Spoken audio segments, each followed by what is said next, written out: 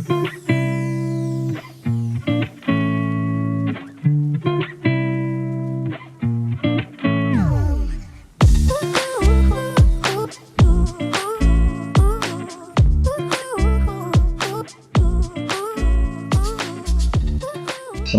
pagi mitra-mitra, sahabat-sahabat agro dimanapun Anda berada. Kali ini temanya adalah tentang talas pratama ya. Apa itu talas pratama? Mari kita lihat. Nah sahabat-sahabat mitra-mitra agro dimanapun Anda berada ya, talas pratama ini adalah semuanya talas. Namun sebelum itu, ini adalah latar belakang saya ya, yang saya mengawal untuk produk-produk agro di PT Nagro Nusantara. Nah sahabat-sahabat agro, nama talas itu dalam bahasa daerah itu bermacam-macam ya. Dalam bahasa Batak misalnya ada tale, keladi, sukat, suhat, sehat, suwat ya. Kemudian ada bahasa Minang itu taleh, kaladi, kuladi. Bahasa Sunda ada tales, bolang ya. Bahasa Jawa ada tales, jana, pari. Dalam bahasa Madura ada tales, kaladi ya. Dalam bahasa apalagi nih ya, ini banyak sekali beda-beda namanya. Dalam bahasa Inggris itu disebut sebagai taro, oat, kokoyam, dasin atau edu. Ya ini sesuai dengan Wikipedia bahwa talas itu dalam bahasa Inggrisnya adalah seperti itu. Nah teman-teman agro, mitra-mitra agro ya, secara klasifikasi biologi ini untuk tambahan wawasan aja, talas itu terbagi dalam 3 genus. Genus Colocasia terdiri dari 8 spesies ya, yang ini juga disebut sebagai talas. Kemudian genus Xanthosoma yang ini disebut juga keladi yang beranggotakan 76 spesies, dan ada genus Alocasia yang disebut Sente, ada sekitar 80 spesies. Yang biasa dikonsumsi adalah talas atau genus Colocasia dan keladi genus Xanthosoma. Teman-teman agro ya, sahabat-sahabat agro, talas ini jenisnya macamnya banyak sekali. Talas Pontianak, talas Papua, talas Pratama, talas bening ya, ini juga pernah saya ulas pada tema sebelumnya ya. Kemudian ada talas semir, ada talas ketan, talas sutra dan sebagainya. Nah sahabat-sahabat, manfaat talas itu apa saja? Pertama adalah sebagai makanan pokok, karena talas merupakan pengganti makanan pokok, pengganti makanan nasi seperti di Mentawai, Sumatera Barat, Sorong atau Papua ini sebagai pengganti nasi, dan juga sebagai makanan tambahan atau penyangga pangan daerah rawan di musim paceklik ya, rawan pangan di musim cerdas, ini sebagai makanan penyangga pangan. Kemudian sebagai sayuran, daun talas ya, batangnya juga bisa digunakan sebagai sayuran, akar, rimpang, dan getah talas digunakan sebagai obat tradisional. Nah, sementara sebagai makanan ternak ini pada daun, tangkai, dan pelepahnya. Nah, rata-rata talas ini dimanfaatkan sebagai jeripeng, talas goreng, talas rebus, kolak, dan lain sebagainya. Nah, teman-teman, mitra-mitra, sahabat-sahabat agro ya, talas pratama ini ditemukan dan dikembangkan oleh 3 ilmuwan IPB yang dilakukan, yaitu oleh Made Sripana, Tatang Kuswara, dan Maria Imelda. Dan pratama ini sendiri adalah singkatan nama mereka bertiga selaku periset dan penemunya. Di tahun 2010, Made Sripana ini dianugerahi profesor di bidang riset bidang plasma nutfah ya. Nah, ini talas pratama merupakan hasil persilangan dari talas semir yang berasal dari Sumedang dan talas sutra yang berasal dari Thailand. Nah, fakta daripada talas pratama yaitu dibudidayakan rata-rata di daerah Sumedang ya, dan ini membutuhkan waktu 7 atau 8 bulan sudah cukup ya. Harganya juga rata-rata tinggi, 10-15 kilo per gramnya dengan grade A tentu saja. Ada Sumedang Simpati atau SS1, ada Sumedang Simpati atau SS2 ya. Yang satu agak warna kekuningan keputihan, yang satunya agak hijau keunguan ya. Keunggulannya yang lain adalah talas pratama ini lebih tahan terhadap penyakit dan mampu tumbuh secara maksimal. Dapat mencapai bobot 4 kilo di usia 4-5 bulan dan tumbuh menjadi 7 kilo di bulan ke-7. Dan metode pemanasan dan perendamannya itu lebih mudah karena cukup direndam dengan air sungai atau air biasa saja. Dan yang terutama adalah tidak menyebabkan gatal-gatal.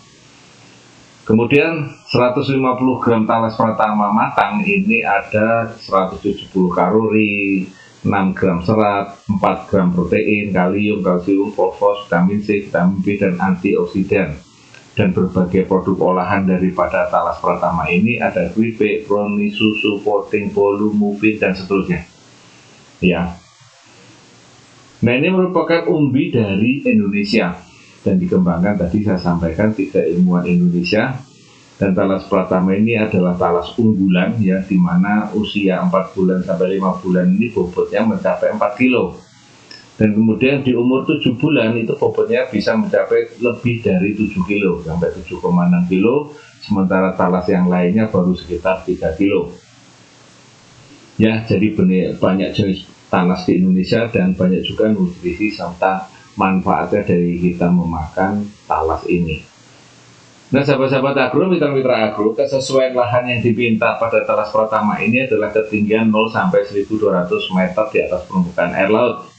Kemudian curah hujannya 600 sampai 3.000 mili di atas per tahun.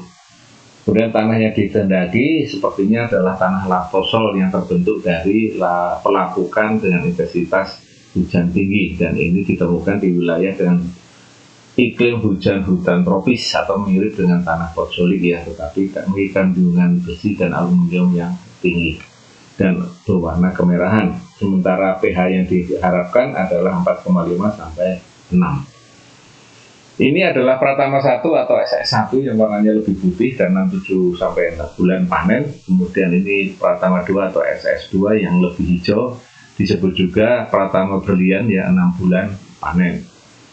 Nah, ini adalah Pratama 1 atau SS1 yang pelepah daun berwarna hijau kuning tua, itu RHS 144B, cepat berbunga dan bentuk umbinya adalah memanjang.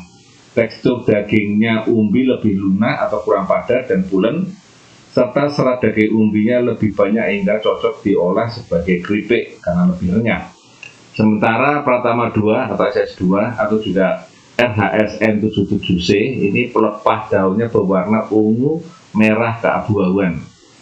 Pelepah daun berwarna ungu merah keabuan ya. Tanamannya lambat atau jarang berbunga, bentuk umbinya bulat, tekstur daging umbinya lebih padat dan pulen. Serat daging umbinya sedikit sehingga lebih cocok untuk dikukus. Jadi Pratama 1 atau SS1 ini cocok diolah untuk keripik, Pratama 2 ini lebih cocok diolah untuk dikukus. Jadi ini sesuai dengan selera atau harapannya setelah nanti akan dipanen seperti apa. Nah, teman-teman, bibit talas ini bisa didapatkan secara online ya. Bibitnya bisa didapat secara online, harganya bisa bermacam-macam, jenisnya juga bermacam-macam. Silakan Bapak Ibu, mitra-mitra bisa memilih sendiri jenis yang diharapkan sesuai dengan kantong ya. Kemudian bermacam-macam yang bisa dilihat di situ, ada talas Pratama 1 dan ada yang Pratama 3 ya. Jadi ini ada yang Pratama 3 warnanya ada sedikit ungu kemerahan ya, mirip seperti talas 2 ya kalau begitu ya. Nah, bagaimana dalam kita berbudidaya? Talas itu kita siapkan tentu saja benihnya terlebih dahulu ya. Benih ini merupakan anak indukan atau telur yang diambil dari induk talas pratama. Tinggi benihnya sekitar 40 hingga 50 cm, yang diambil sekitar umur 3 bulan.